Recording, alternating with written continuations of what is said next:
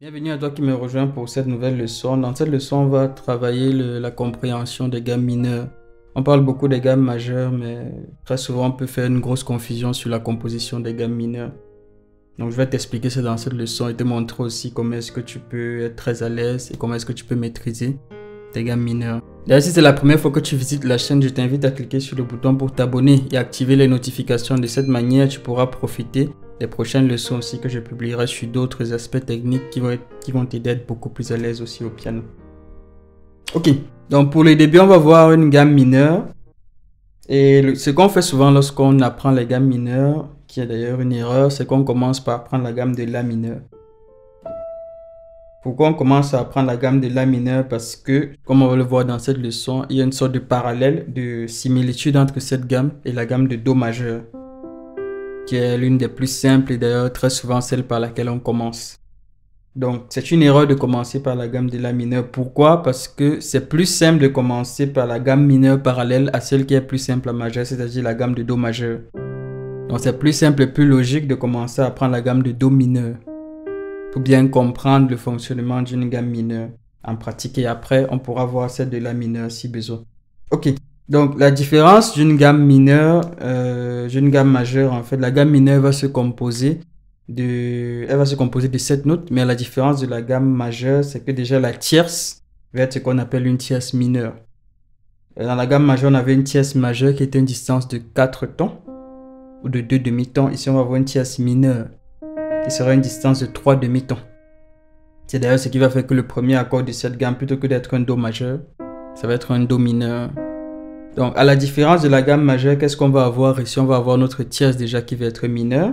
C'est-à-dire qu'entre notre deuxième et notre troisième degré, on va avoir un demi-ton. Et en plus, entre notre cinquième et notre sixième degré, on va avoir un demi-ton aussi. Tout le reste, ça va être un ton. Dans la gamme majeure, on avait un ton entre le troisième et le quatrième. Et entre le septième et le premier ou le huitième. Dans la gamme mineure, on va avoir un ton entre le deuxième et le troisième. Et entre le cinquième et le sixième. Donc, certains ont l'habitude, peuvent mémoriser ça aussi sur la manière 2-1-3-1. Pour dire que dans ta gamme majeure, tu as 2 tons, un demi-ton. 3 tons, un demi-ton. Et dans ta gamme mineure, tu le notes de la manière 1-1-2-1-2. Ça signifie que tu as un ton, un demi-ton. Tu as 2 tons, un demi-ton et 2 tons. Ou alors tu retiens seulement ce que je viens de dire. Donc un ton entre le deuxième et le troisième et un ton entre le cinquième et le sixième. Donc 1, 2, entre 2 et 3 j'ai un demi-ton. Donc j'ai bien ça. Passage du pouce. 4, 5, un demi-ton. Et le reste c'est un ton. Donc ça fait donc on a Do, Ré, Mi bémol, Fa, Sol, La bémol, Si bémol et Do.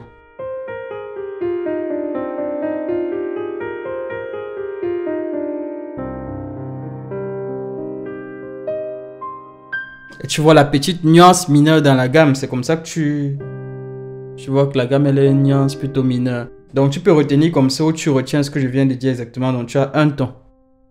D'abord, ensuite un demi-ton, 2 tons, donc c'est pourquoi ça fait 1-1. Donc un ton, un demi-ton, 2 tons, un demi-ton, et ensuite 2 tons. Tu vois, ou alors tu retiens simplement beaucoup. Moi, je retiens plus simplement avec un demi-ton entre 2 et 3, et un demi-ton aussi entre 5 et 6. C'est tout. Donc là, on a notre gamme de Do mineur. Donc maintenant, après, lorsqu'on a vu les notes de la gamme, la deuxième chose qu'il faut voir, c'est bien sûr voir les accords de la gamme.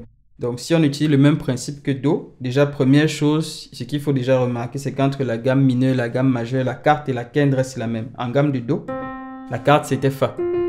La quinte ici, la quarte aussi c'est Fa. La quinte c'était Sol. La quinte ici aussi ça va être Sol. Par contre, la tierce va changer. Donc c'est la tierce qu'on retient déjà fortement qui va apporter une différence. Donc en note, si on suit les notes de la gamme, une progression d'accords en partant de la note de Do au début, on va avoir ce premier accord-ci. On va avoir ce deuxième accord. Donc je joue d'abord les accords et après on va les nommer. Donc j'avais ça. Donc premier accord, j'aurai ça. Deuxième accord, j'aurai ça.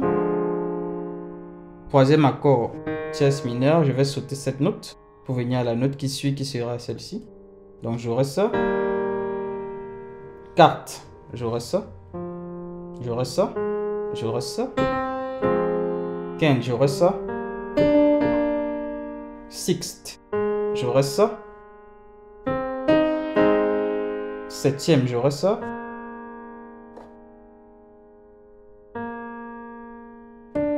Je peux revenir à lui.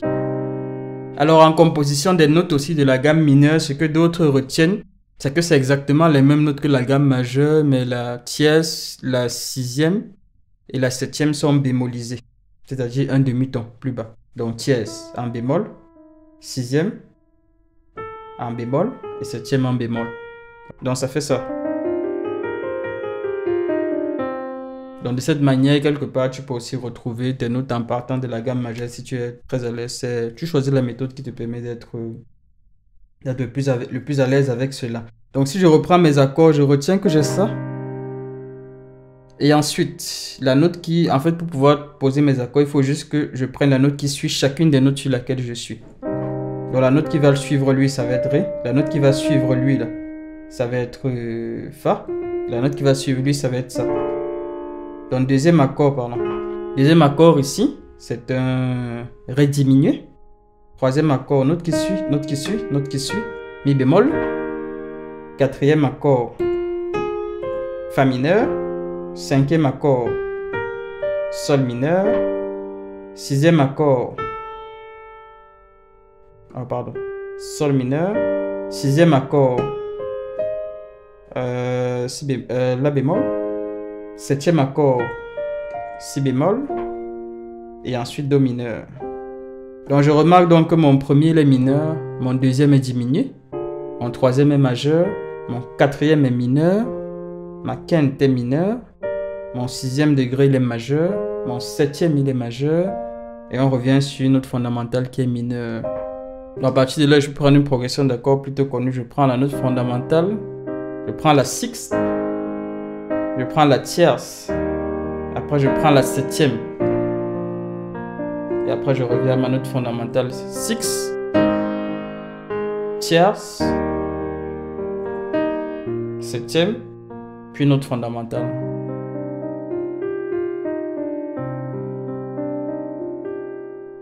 Donc à partir de là, toi aussi tu peux t'entraîner à construire les autres notes, les autres gammes mineures naturelles. Autant pour moi, les gammes mineures naturelles à partir du principe qu'on vient de voir. Donc qu'est-ce que tu fais? Tu retiens. Donc on a une note, un demi-ton après la seconde et un demi-ton après la quinte. Donc j'ai là 3, 4, 5, 6, 7 et note fondamentale. Donc en Ré mineur, ça fait ça.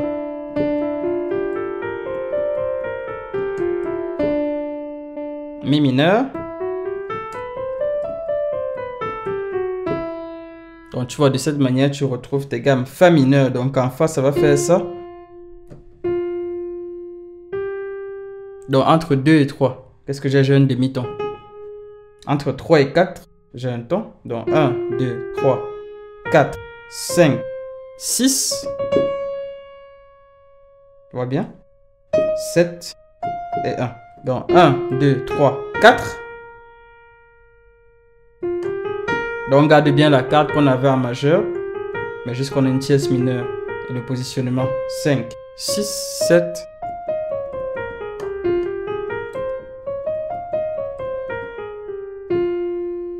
De cette manière, toi tu t'entraînes à la maîtrise des gammes et après tu continues Sol.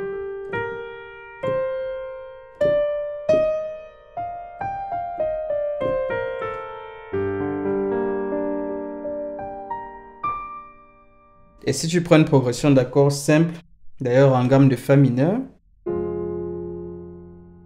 la carte en gamme de Fa mineur, ça va être Si bémol mineur.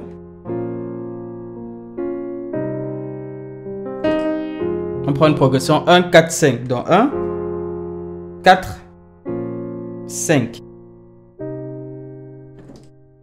Et c'est la progression qui est reprise dans la version mineure du chant Que tes vives en anglais, Let Your Living Waters.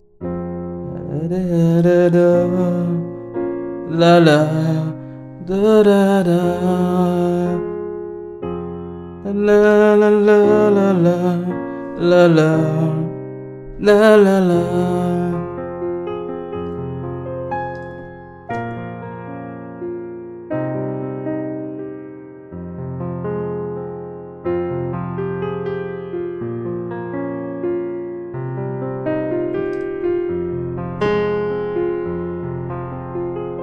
tu vois que si tu connais juste les accords et que tu ne maîtrises pas la gamme, tu vas avoir du mal à avoir un doigté, à être à l'aise avec ton doigté. Pourtant, quand tu maîtrises la gamme, tu peux parcourir les notes relativement facilement parce que comme tu sais qu'on a une gamme de fa mineur, tu sais qu'on a ça.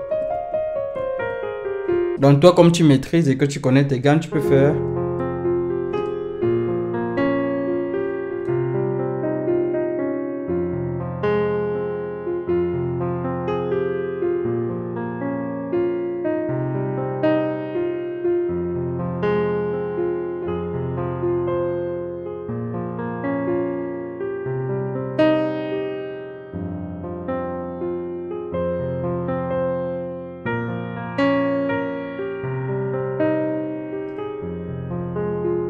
Ouais, juste par la maîtrise de tes gammes, tu arrives déjà à jouer des progressions d'accords et à te familiariser. Donc, de cette manière, quand toi tu tombes maintenant sur un chant qui a cette même progression d'accords, tu es beaucoup plus à l'aise.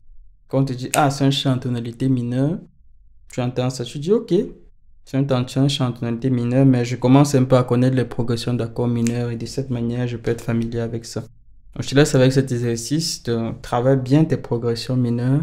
Et par la suite, je vais te montrer quelques petits exercices assez intéressants que tu peux prendre pour mettre tout ça ensemble. Allez, salut, à bientôt pour de prochaines leçons.